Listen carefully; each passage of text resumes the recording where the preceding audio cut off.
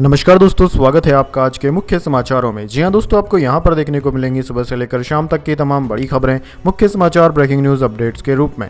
तो चलिए दोस्तों, जान लेते हैं आज की पहली बड़ी खबर। कांग्रेस को आईटी का 1700 करोड़ का नोटिस। राहुल गांधी बोले, सरकार बदली तो लोकतंत्र का चीरहरण करने वालों पर कार्रवाई होगी, ये मेरी गारंटी है। जी हां दोस्तों, कांग्रेस को मिले इनकम टैक्स विभाग के नोटिस पर राहुल गांधी ने शुक्रवार को कहा कि जब सरकार बदलेगी तो लोकतंत्र का चीरहरण करने वालों पर कार्रवाई जरूर होगी। कार्रवाई ऐसी होगी कि दोबारा फिर किसी की हिम्मत नहीं होगी ये सब करने की, ये मेरी गारंटी है। उन्होंने सोशल मीडिया प्लेटफॉर्म एक्स पर हैशटैग बीजेपी टैक्स टेररिज्म लिखते हुए यह बात कही। दरअसल दोस्तों, इनकम टैक्स विभाग ने सुबह कांग्रेस को 1700 करोड़ रुपए का नया डिमांड नोटिस जारी किया है। न्यूज एजेंसी के मुताबिक यह डिमांड नोटिस 2017-18 से 2020-21 के लिए है। इसमें जुर्माने के साथ ब्याज भी शामिल है। वहीं दोस्तों, नए नोटिस को लोकसभा चुनाव से पहले नकदी संकट से जूझ रही कांग्रेस के लिए झटका माना जा रहा है। एक दिन पहले 28 मार्च को ही दिल्ली हाईकोर्ट ने टैक्स असेसमेंट को लेकर दायर कांग्रेस की याचिका खारिज कर दी थी। इसके बाद दोस्तों, जान लीजिए अगली खबर। केजरीवाल की गिरफ्तारी के खिलाफ रैली की आपको मिली इजाजत, इंडिया के बड़े नेता होंगे शामिल। जी हां दोस्तों, आम आदमी पार्टी को रविवार 31 मार्च को दिल्ली के रामलीला मैदान में रैली की इजाजत मिल गई है। दिल्ली पुलिस ने इसकी अनुमति दे दी है। दोस्तों, बताया जा रहा है कि इस रैली में इंडिया अलायंस के सभी दल शामिल होंगे और यहां इंडिया गठबंधन का भी बैनर लगेगा। इसमें विपक्ष के कई बड़े नेता शामिल होंगे। सूत्रों से मिली जानकारी के अनुसार इस जनसभा में कांग्रेस के राष्ट्रीय अध्यक्ष मल्लिकार्जुन खड़गे, राहुल गांधी, सपा अध्यक्ष अखिलेश यादव, आरजेडी नेता तेजस्वी यादव, झारखंड के सीएम चंपई सोरेन और हेमंत सोरेन की पत्नी कल्पना सोरेन भी शामिल होंगी। साथ ही महाराष्ट्र के शरद पवार और उद्धव ठाकरे भी मौजूद रहेंगे। वहीं दोस्तों, टीएमसी से डेरेक ओब्राहिम को भी आने की खबर है। इसके बाद दोस्तों, जान लेते हैं अगली खबर। ट्रंप ने नई बाइबिल बनाई, इसे बेच रहे हैं। बोले, ये मेरी पसंदीदा किताब, इसमें राष्ट्रवाद और अमेरिका को महान बनाने की बातें हैं। जी हां दोस्तों, अमेरिका के पूर्व राष्ट्रपति डोनाल्ड ट्रंप ने नई बाइबिल बनाई है। इसमें वो राष्ट्रवाद और अमेरिका को महान बनाने की बातें कर रहे हैं, साथ ही इसकी कॉपियां भी बेच रहे हैं। इस नई बाइबिल का नाम गॉड ब्लेस द यूएस है। इसके कवर पर अमेरिकी झंडा भी बना हुआ है। लोग उनका विरोध कर रहे हैं। लोगों का कहना है कि सत्ता में वापसी के लिए पवित्र ग्रंथों का दुरुपयोग किया जा रहा है। दरअसल दोस्तों, ट्रंप एक बार फिर अमेरिका के राष्ट्रपति बनना चाहते हैं। वो नवंबर 2024 में होने वाले प्रेसिडेंशियल इलेक्शन में रिपब्लिकन पार्टी से राष्ट्रपति उम्मीदवार चुने गए हैं। ट्रंप अपने कैंपेन में कहते हैं कि अमेरिका और डेमोक्रेसी को बचाने और महान बनाने की जरूरत है। इसके बाद दोस्तों, जान लेते हैं अगली खबर। भीम आर्मी प्रमुख चंद्रशेखर को मिली Y+ सुरक्षा। लोकसभा चुनाव से पहले MHA का बड़ा फैसला। जी हां दोस्तों, लोकसभा चुनाव से पहले भीम आर्मी के प्रमुख चंद्रशेखर आजाद को Y+ कैटेगरी की सुरक्षा दी गई है। केंद्रीय गृह मंत्रालय के सूत्रों के मुताबिक IB की रिपोर्ट के आधार पर भीम आर्मी प्रमुख को यह सुरक्षा दी गई है। अब उनकी सुरक्षा में हमेशा कमांडो तैनात रहेंगे। Y+ कैटेगरी की सुरक्षा में 11 कमांडो तैनात किए जाते हैं, जिसमें 5 पुलिस के स्टैटिक जवान VIP की सुरक्षा के लिए उनके घर और आसपास रहते हैं। साथ ही 6 PSO 3 शिफ्ट में सुरक्षा करते हैं।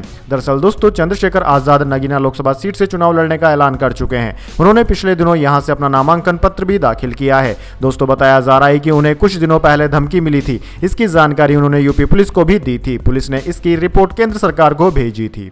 इसके बाद दोस्तों, जान लेते हैं अगली खबर। मुख्तार का हर जेल में रहा रुतबा, कैद में मर्डर के 8 केस दर्ज हुए। हाईकोर्ट ने उसको देश का सबसे खतरनाक गिरोह कहा था। जी हां दोस्तों, यूपी के माफिया और पूर्व विधायक मुख्तार अंसारी की गुरुवार रात 8:25 पर मौत हो गई। वह यूपी के बांदा जेल में कैद था। पूर्वांचल की राजनीति में अंसारी परिवार हमेशा से ही ताकतवर रहा है। इसका असर मऊ, गाजीपुर, जौनपुर, बलिया और बनारस तक है। मुख्तार के दादा मुख्तार अहमद अंसारी आजादी की लड़ाई में गांधी जी के सहयोगी रहे। नाना मोहम्मद उस्मान आर्मी में ब्रिगेडियर और महावीर चक्र विजेता थे। पिता शुबानुल्लाह अंसारी पॉलिटिशियन थे, जबकि रिश्ते में चाचा हामिद अंसारी उपराष्ट्रपति बने। मुख्तार अंसारी खुद भी मऊ सीट से लगातार 5 बार विधायक चुने गए। मुख्तार पर 61 केस दर्ज थे। इनमें हत्या के 8 केस तो जेल में रहने के दौरान ही दर्ज हुए। मुख्तार जिस भी जेल में रहा उसका रुतबा हमेशा रहा, चाहे गाजीपुर जेल हो, बांदा जेल हो या पंजाब की रोपड़ जेल। जेलर कोई भी हो, चली मुख्तार की ही। रिटायर्ड पुलिस अफसर और जेलर भी यही बात मानते हैं। इसके बाद दोस्तों, जान लेते हैं अगली खबर। कर्नाटक सीएम के बेटे ने कहा, अमित शाह का क्रिमिनल बैकग्राउंड, हत्या का आरोप, लेकिन वे ऊंचे पद पर। भाजपा बोली, यतींद्र टिकट नहीं मिलने से नाराज।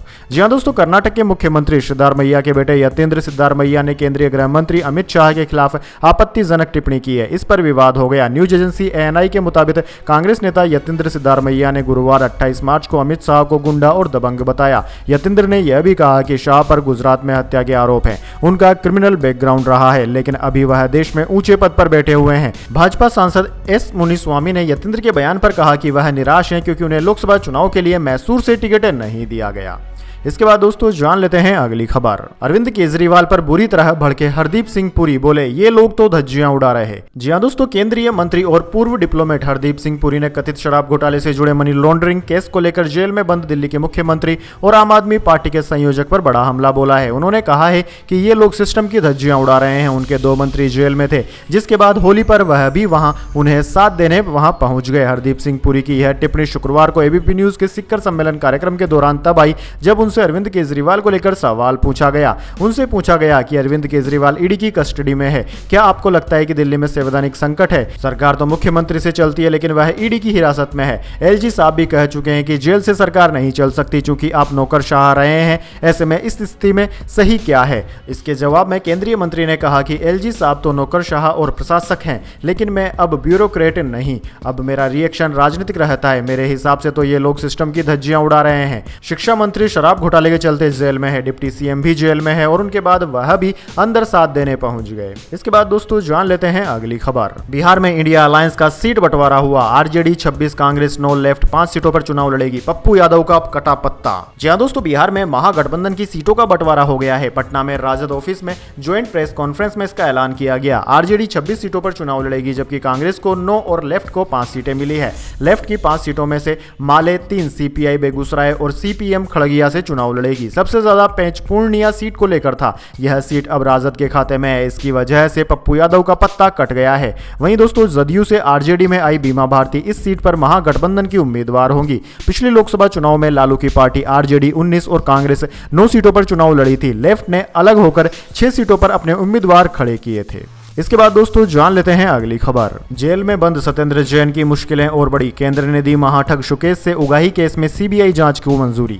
जी हां दोस्तों, महाठग सुकेश चंद्रशेखर से कथित तौर पर 10 करोड़ रुपए की उगाही के मामले में गृह मंत्रालय ने सत्येंद्र जैन के खिलाफ सीबीआई जांच की मंजूरी दी है। दिल्ली के उपराज्यपाल विनय कुमार सक्सेना ने फरवरी के महीने में इस मामले में सीबीआई जांच की सिफारिश गृह मंत्रालय से की थी। सुकेश चंद्रशेखर ने जैन पर आरोप लगाया कि बतौर प्रोटेक्शन मनी तिहाड़ जेल में रहते हुए उनसे 10 करोड़ रुपए की उगाही की गई थी। सीबीआई जांच को मंजूरी देते हुए उपराज्यपाल ने मामले में जरूरी कार्रवाई के लिए गृह मंत्रालय के पास भेज दिया था। उपराज्यपाल ने 9 फरवरी को तिहाड़ जेल के पूर्व डीजीपी संदीप गोयल, तिहाड़ जेल के तत्कालीन अधीक्षक राजकुमार के खिलाफ भी सीबीआई जांच की मंजूरी दी थी। इसके बाद दोस्तों जान लेते हैं अगली खबर। बाइडेन बोले अरब देश इजराइल को मान्यता देने को हैं तैयार। अमेरिकी राष्ट्रपति ने जंग के बाद गाजा की स्थिति 2 स्टेट सॉल्यूशन का जिक्र किया। जी हां दोस्तों, अमेरिकी राष्ट्रपति जो बाइडेन का कहना है कि पहली बार सऊदी अरब, मिस्र, जॉर्डन, कतर समेत सभी अरब देश इजराइल को मान्यता देने के लिए तैयार हैं। अमेरिकी मीडिया CNN के मुताबिक बाइडेन ने जंग के बाद गाजा की स्थिति और 2 स्टेट सॉल्यूशन का जिक्र किया। यहाँ 2 स्टेट सॉल्यूशन का मतलब इजराइल और फिलिस्तीन को स्वतंत्र राज्य के तौर पर मान्यता देने से है। CNN की रिपोर्ट के मुताबिक बाइडेन की यह टिप्पणी बताती है कि वो चाहते हैं कि इजराइल गाजा में फिलिस्तीनी नागरिकों को सुरक्षित रखे। बाइडेन ने कहा कि मैं अभी विस्तार से जानकारी नहीं दूंगा, लेकिन देखिए मैं सऊदी, मिस्र, जॉर्डन और कतर समेत अन्य अरब देशों के साथ काम कर रहा हूं। वे पहली बार इजराइल को पूरी तरह से मान्यता देने के लिए तैयार हैं, लेकिन इसके लिए गाजा को लेकर कोई प्लान होना चाहिए। एक 2 स्टेट सॉल्यूशन होना चाहिए। यह आज हो ये जरूरी नहीं, लेकिन इसमें कुछ प्रोग्रेस होनी चाहिए। मुझे लगता है कि हम ऐसा कर सकते हैं। इसके बाद दोस्तों जान लेते हैं अगली खबर। जम्मू कश्मीर में बर्फबारी, एवलांच से श्रीनगर लेह हाईवे हुआ बंद। एमपी, महाराष्ट्र, आंध्र प्रदेश के 5 शहरों में तापमान 40 डिग्री के पार। 19 राज्यों में बूंदाबांदी की संभावना। जी हां दोस्तों, देश में 29 मार्च से वेस्टर्न डिस्टर्बेंस एक्टिव होने से मौसम का मिजाज बदलने लगा है। जम्मू कश्मीर में बर्फबारी हो रही है। शुक्रवार को राज्य के सोनमार्ग में हंक इलाके में एवलांच हुआ। इससे 2 कारें बर्फ में धंस गई। कार में फंसे लोगों का रेस्क्यू किया गया। हालांकि एवलांच से श्रीनगर लेह हाईवे बंद हो गया। भारतीय मौसम विज्ञान विभाग ने जम्मू कश्मीर और हिमाचल प्रदेश में 30 मार्च को भी भारी बारिश और बर्फबारी की आशंका जताई है। 19 राज्यों में बूंदाबांदी की भी संभावनाएं है। वहीं दोस्तों उत्तराखंड, पंजाब, हरियाणा और दिल्ली में ऑरेंज अलर्ट है। यहां आंधी तूफान के साथ बारिश हो सकती है। इसके अलावा दोस्तों असम, मेघालय, अरुणाचल प्रदेश, नागालैंड, मणिपुर, मिजोरम और त्रिपुरा में भारी बारिश का अलर्ट है। राजस्थान, छत्तीसगढ़, उत्तर प्रदेश, बिहार, झारखंड, बंगाल, ओडिशा और सिक्किम में बादल छाए रहेंगे। इन राज्यों में गरज के साथ छिटपुट बारिश हो सकती है। इसके बाद दोस्तों जान लेते हैं अगली खबर। मुख्तार अंसारी की मौत का मामला कोर्ट पहुंचा, जज ने जेलर को दिया बड़ा आदेश। जी हां दोस्तों, माफिया सरगना मुख्तार अंसारी की मौत का मामला अब कोर्ट में पहुंच गया है। मुख्तार अंसारी के वकील ने कोर्ट में प्रार्थना पत्र देकर माफिया सरगना की मौत को लेकर मुकदमा दर्ज करने की मांग की है। दोस्तों आपको बता दें, मुख्तार अंसारी की मौत को लेकर तमाम सवाल खड़े हो रहे हैं। मुख्तार अंसारी के परिजन समेत तमाम सियासी दल इसे एक साजिश बताते हुए जांच की मांग कर रहे हैं। इसी बीच मुख्तार अंसारी के फर्जी एम्बुलेंस और गैंगस्टर मामले की पैरवी कर रहे वकील रणधीर सिंह सुमन ने बड़ी मांग की है। मुख्तार अंसारी के वकील रणधीर सिंह सुमन ने गैंगस्टर मामले की पेशी के दौरान Barabanki MP MLA court number 4 में प्रार्थना पत्र देकर मुख्तार अंसारी की मौत मामले में मुकदमा दर्ज करने का आदेश पारित करने की मांग उठाई है। उन्होंने कहा है कि प्रार्थना पत्र देते हुए उन्होंने कहा कि 21 मार्च की पेशी के दौरान मुख्तार की तरफ से दिए गए प्रार्थना पत्र को मृत्युकालीन कथन मानकर एफआईआर दर्ज की जानी चाहिए। वकील रणधीर सिंह सुमन ने कहा कि उस प्रार्थना पत्र में मुख्तार अंसारी ने बीते 19 मार्च को खाने में जहरीला पदार्थ खिलाने का जिक्र किया था, इसलिए बांदा जिला कारागार के सभी सीसीटीवी और वॉल कैमरे फुटेज सुरक्षित किए जाए। साथ ही निरीक्षण के नाम पर जेल में रात को आने वाले सभी अधिकारियों की एंट्री को भी संरक्षित किया जाए। इस सुनवाई के दौरान बांदा जेल अधीक्षक वीरेश राज शर्मा वर्चुअली पेश हुए और उन्होंने मुख्तार अंसारी की मौत की पुष्टि की। इसके बाद दोस्तों जाने अगली बड़ी खबर, लेकिन उससे पहले मेरी आपसे एक छोटी सी रिक्वेस्ट है, अगर दोस्तों आपको अभी तक हमारी न्यूज़ पसंद आई है तो इसे एक छोटा सा लाइक जरूर दे दीजिए, और अगर आपको पसंद नहीं आई है तो बेशक आप डिसलाइक भी कर सकते हैं, लेकिन दोस्तों लाइक और डिसलाइक जरूर कीजिए, क्योंकि दोस्तों यही हमारी मेहनत का फल होता है और इसी से पता चलता है कि आपको हमारी वीडियोस पसंद आ रही है या नहीं। तो चलिए दोस्तों जान लेते हैं आज की अगली बड़ी खबर। जम्मू में 300 फीट गहरी खाई में गिरी टैक्सी, 10 लोगों की मौत, इनमें 9 बिहार के रहने वाले थे। जी हां दोस्तों, जम्मू के रामबन में गुरुवार देर रात एक टैक्सी 300 फीट गहरी खाई में गिर गई। इसमें 10 की मौत हो गई है, जिसमें 9 लोग बिहार के रहने वाले थे। हादसा 28 मार्च देर रात 1:15 बजे जम्मू श्रीनगर नेशनल हाईवे 44 पर रामबन के बैटरी चश्मा इलाके में हुआ। रेस्क्यू टीम के मुताबिक टैक्सी श्रीनगर से जम्मू जा रही थी। रास्ते में भारी बारिश के चलते फिसलकर खाई में जा गिरी। अब तक 10 यात्रियों के शव खाई से निकाल लिए गए हैं। वहीं दोस्तों प्रधानमंत्री मोदी ने रामबन में हुए सड़क हादसे पर दुख जताया है। मृतकों के परिजनों को 2-2 लाख रुपए और घायलों को 50-50 हजार रुपए देने की घोषणा की गई है। इसके बाद दोस्तों जान लेते हैं अगली खबर। राज्य गन से नहीं रूल से चलता है, मुख्तार अंसारी की मौत पर एआईएमआईएम चीफ असदुद्दीन ओवैसी का यूपी सरकार पर हमला।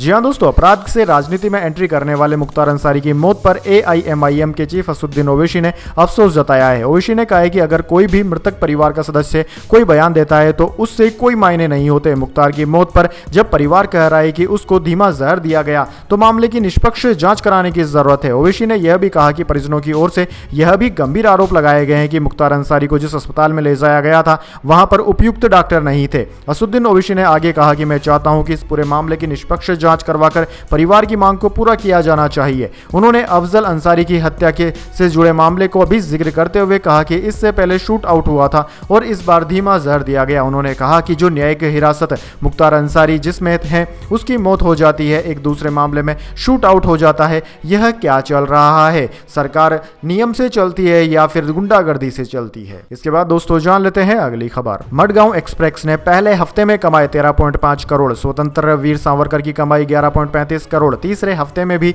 शैतान दोनों पर भारी। जी हां दोस्तों, मडगांव एक्सप्रेस ने पहले हफ्ते में 13.5 करोड़ रुपए का कलेक्शन किया है। फिल्म ने गुरुवार को 1.2 करोड़ रुपए कमाए। स्वतंत्र वीर सावरकर ने पहले हफ्ते में 11.35 करोड़ की कमाई की। फिल्म ने गुरुवार को 1.15 करोड़ का कलेक्शन किया। दोनों फिल्मों को ऑडियंस और क्रिटिक्स का मिक्स्ड रेस्पॉन्स मिला है, फिर भी नंबर्स उतने अच्छे नहीं है। शैतान ने गुरुवार को 1.6 करोड़ रुपए कमाए, जो मडगांव एक्सप्रेस और स्वतंत्र वीर सावरकर से के 7वें दिन के कलेक्शन से भी ज्यादा है। दोस्तों गौर करने वाली बात यह है कि शैतान तीसरे हफ्ते में रन कर रही है।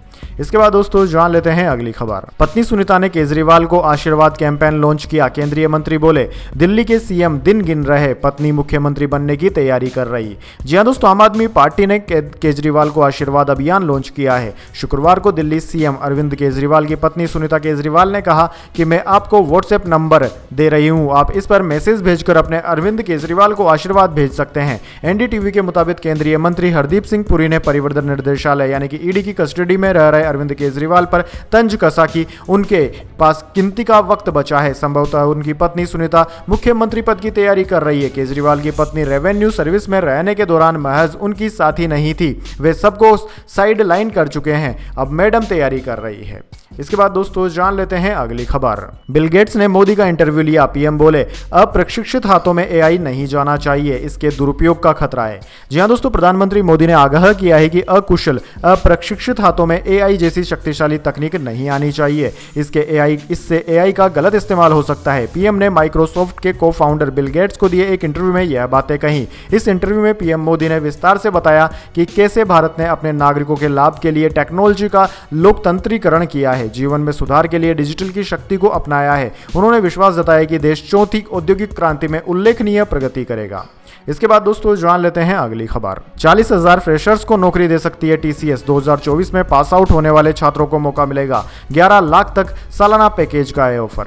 जी हां दोस्तों, भारत की टेक कंपनी टीसीएस यानी कि टाटा कंसल्टेंसी सर्विसेज फ्रेशर्स को नौकरी देगी। कंपनी ने 2024 के बीटेक, बीई, एमसीए, एमएससी और एमएस के छात्रों से एप्लीकेशंस मांगे हैं। हालांकि अभी तक इस बात की कोई जानकारी नहीं है कि फ्रेशर्स के लिए कितनी सीटें उपलब्ध है। वहीं दोस्तों पिछले साल यह बताया गया था कि 40,000 तक वैकेंसीज उपलब्ध थी। टीसीएस ये हायरिंग 3 कैटेगरी निंजा, डिजिटल और प्राइम में करेगी। निंजा कैटेगरी को 3.36 लाख, डिजिटल को 7 लाख और प्राइम को 9 लाख से 11 लाख सालाना पैकेज मिलेगा।